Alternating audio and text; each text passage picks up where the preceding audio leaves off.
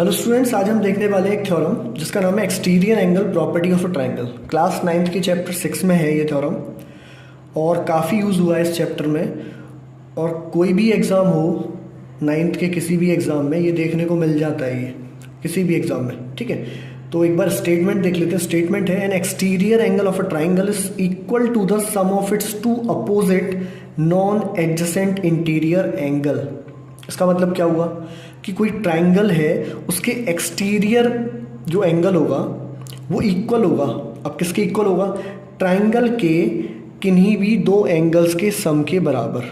लेकिन एक शर्त है कि वो जो दो एंगल्स हों वो एक्सटीरियर एंगल के एडजेसेंट ना हो, मतलब एक्सटीरियर एंगल के पास वाला ना हो। ठीक है, अच्छा, और आसानी से इसको समझने के लिए एक काम करते हैं। हम पहले पता करते हैं, हम ये जान लेते हैं कि किसी ट्राइंगल में एक्सटीरियर एंगल कैसा होता है या कैसे हम उसको बनाते हैं। तो आप यहाँ देख रहे हैं एक ट्राइंगल है, मान लिया ABC है।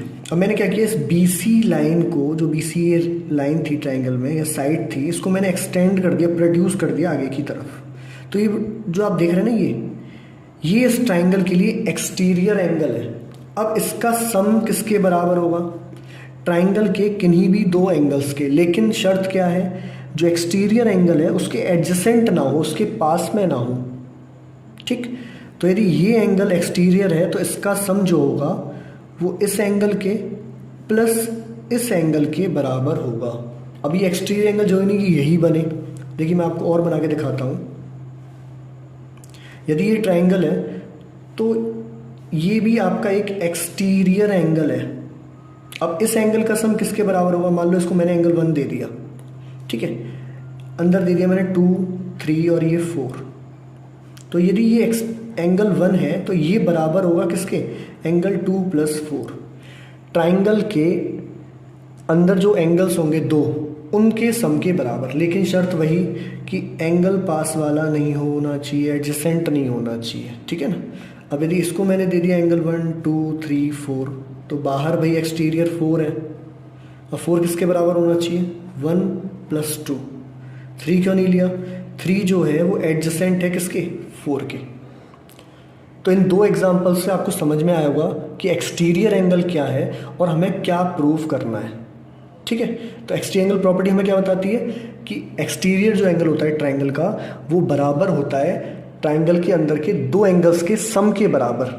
लेकिन दोनों एंगल्स एक्सटीरियर एंगल का एडजेसेंट नहीं होना चाहिए।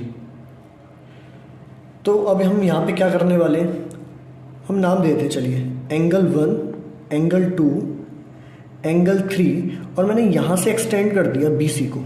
करने को आप कहीं से भी कर सकते हैं, आपको इजीली समझ में आए इसलिए मैं यहाँ से कर रहा हूँ। BC को मैंने एक्सटेंड किया और एक एंगल बन गया 4। ठीक है, तो समझ में आ गया क्या प्रूफ करना है। अब देख लेते हैं गिवन में हमारे पास है क्या। तो गिवन में जो हमें दिख रहा है वो ये दिख रहा है कि in triangle ABC angle 4 is an exterior angle. कि एक ट्राइंगल ABC है, उसका एक्सटीरियर एंगल 4 हो गया। ठीक है, प्रूफ क्या करना है?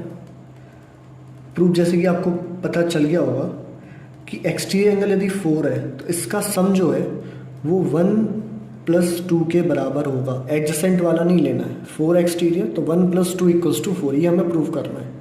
ठीक, चलिए प्रूफ पर आते हैं। जैसा कि हमें पता है कि एंगल 1 + एंगल 2 + एंगल 3 इसका सम 180 होगा। क्यों होगा?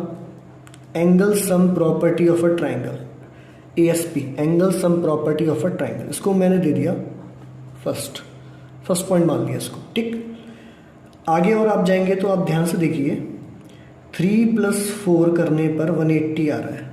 कैसे आ रहा है? आप देखो बेटा ध्यान से, ये स्ट्रेट लाइन है और स्ट्रेट लाइन पर ये दो एंगल है, एंगल 3 और एंगल ये 4।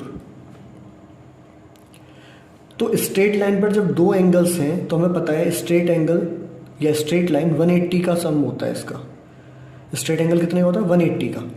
तो इस स्ट्रेट लाइन पर दो एंगल्स लाई कर रही हैं आपस में, 3 और 4। इसका मतलब है 3 + 4 180 डिग्री।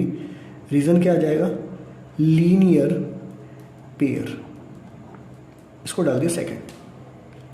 अब देखिए, आप ध्यान से देखिए, इन तीनों एंगल्स का सम 180 और इन दोनों एंगल्स का भी सम 180 है। इसका मतलब है फ्रॉम फर्स्ट एंड सेकेंड हम ये कह सकते हैं angle 1 plus angle 2 plus angle 3 equals to angle 3 plus 4। दोनों आप देखिए, फर्स्ट इक्वेशन और सेकंड इक्वेशन, दोनों इक्वेशंस में एंगल्स का सम 180 आ रहा है। इसका मतलब है फर्स्ट इक्वेशन में ये और दूसरे इक्वेशन में 3 प्लस 4 आपस में बराबर है।